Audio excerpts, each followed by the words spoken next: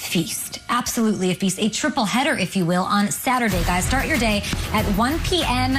Eastern. Right here. Don't even change the channel from here to then. Why would you? Brady and the Bucks, Stafford and the Lions. Woof! 4:30 p.m. Eastern. You've got the Niners and the Cardinals. That one, you're going to have to pop open your TV or your streaming device, your phone, what have you. That one is on Prime Video exclusively. Very exciting stuff for Amazon's partnership with the NFL there. And finish up your NFL Saturday back on NFL Network. Tua and the Dolphins battling Jacobs and the Raiders at 8:15 p.m. Eastern. Okay, this brings us to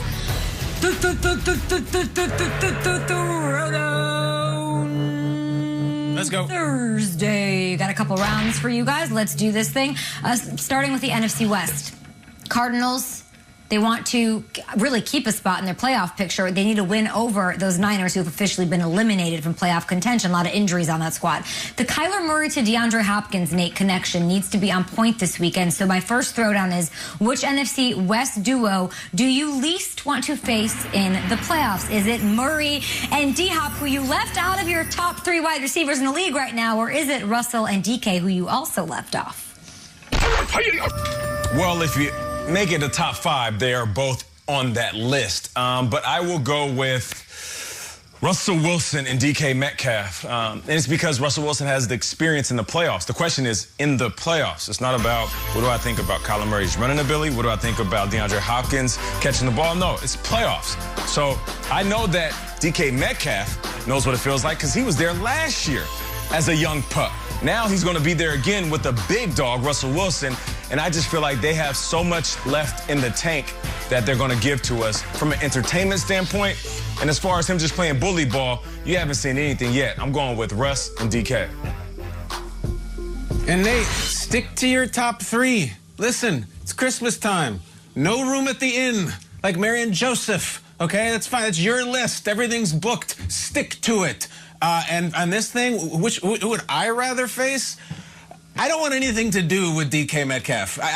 I'm afraid of him. He would hurt me. He would hurt my team. DeAndre Hopkins is at least, it seems to be like a very nice, smiley guy. DK is terrifying. And what he did to Philadelphia last year, as Nate's talking about, it was a brutal, brutal evisceration of like a game. Remember that Eagles team last year? It was like they were scrapping again and the dogs were back and they're going to rally and they're going to win. No, DK waved bye-bye. He is a terrifying player. DeAndre is great. I would rather face him and Kyler than old Russ and DK. I think I'm with you guys here. It's going to be a clean sweep from the 3 of us. I appreciate Kyler and DeAndre Hopkins, and last week they single-handedly beat the Eagles with that connection. But gosh, Russell Wilson in a playoff game versus Kyler Murray, who may never have seen the bright lights of the NFL in a big spot. I'm going Russ all day, every day. If you're asking me between those two, who I would rather least face. I mean, DK Metcalf is having a career year. He's in his 2nd year of his career. How good is this guy going to be? And you're right. Last year in the playoffs against the Eagles, 160 yards, a rookie record. I don't even want to know what they're going to do in the playoffs. DK Metcalf and Russell Wilson, please give me any other combo. I don't want to see those guys come January. Hopkins leading the NFL with 1,324 receiving yards so far. DK Metcalf in 4th place. Let's take a look at Twitter. We put up a poll. Clean sweep here at the virtual breakfast table at the home cams. Wilson and Metcalf at GMFB agree. Circle gets the square. Nobody wants to see Russell and DK in the playoffs. Okay. There was a lot made about Juju, the pregame logo, TikTok. A lot of people have a lot of opinions about it. But after a lot of criticism for this, Juju spoke out yesterday. Take a listen.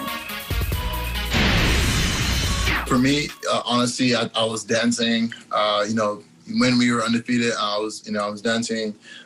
When we lost our 3 games, I'm not going to change the person who I am. I think, it's getting to the point where, my teammates are being asked this question.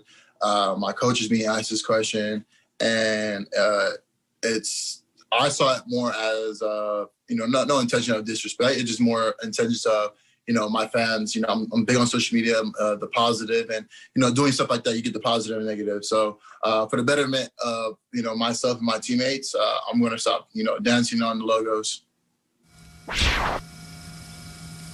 He's a stud. I like how he handled that. There's good and there's bad. He explained why he did it. No disrespect, and now he won't do it anymore. Is that going to fix their 3-game losing streak? You guys tell me. Which team has more fixable? Okay. Which team has more fixable problems right now, guys? I'm going to give you 2 squads that I have questions about: the Steelers or the Rams. Round 2, fight, Schrags. Oh, look at it. You know, I look at these 2 teams, and I know both of them are struggling, but I look at what the Steelers are going through, and I'm seeing an offensive line that can't block a defense, a running game that's non-existent, a defense that suddenly has become very porous, and the wide receivers can't catch the ball. That's a lot of things to try to fix. Meanwhile, the Rams had one terrible game, but less than 2 weeks ago, they beat the Patriots 24-3, and we were crowning Brandon Staley as the greatest defensive genius in the history of the sport. So I'm going to say the Rams have more fixable problems, and the Steelers right now have a lot of things they need to address. Juju's dancing on a logo, maybe being the least of them. I'm going to go with the Steelers. The Steelers, everything that needs to be fixed is fixable. Like Juju just said, I'll stop dancing, which I said, and I still believe. Who cares that he's dancing before the game? It has nothing to do with football. Big Ben taking care of the ball. Bro, Big Ben, you're going to have to take care of the ball, not throw the ball away, and also get every snap that's hiked to you. And then the wide receivers. You spend a couple of extra days focusing on your hands, getting your mind right, challenging each other. Everything that we're criticizing them for, they can fix. So I'm going with the Steelers. What a quote, first of all. We've gone from "I regret that I have but one life to live for my country" to "for the betterment of my team, I'm going to stop doing my TikTok dances on the logo." Wow, what a moment. And I don't know how to... All right, what's worse? You've lost 3 games in a row, or you lost to the 2020 New York Jets? It's really tough. I'm having a hard time reconciling the Rams because it's almost playoff time. Like that loss to the Jets feels like... I'm going to lower my voice.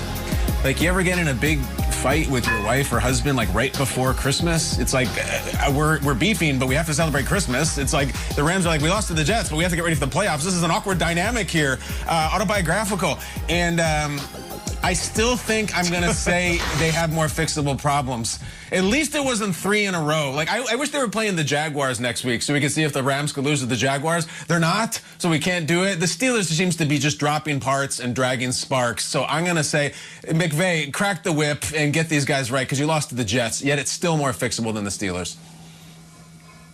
Do you think the Rams can fix their issues with Jared Goff, Kyle? Because it's kind of what you're saying, yeah?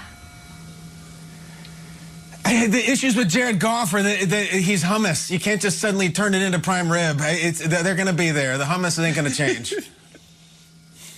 They got to win with the hummus. Well said. Okay, finally, let's get to a Saturday night cap between the Dolphins and the Raiders. It's on NFL Network. That's after the Amazon Prime exclusive. A lot of celebrities have called Miami home. A lot of celebrities call Las Vegas their home. Shout out Steven Jackson, SJ39 among them. Which artist, guys, had the better hit song in the 90s? Longtime Miami resident Ricky Martin, or a rapper that now lives in Las Vegas named Cooley?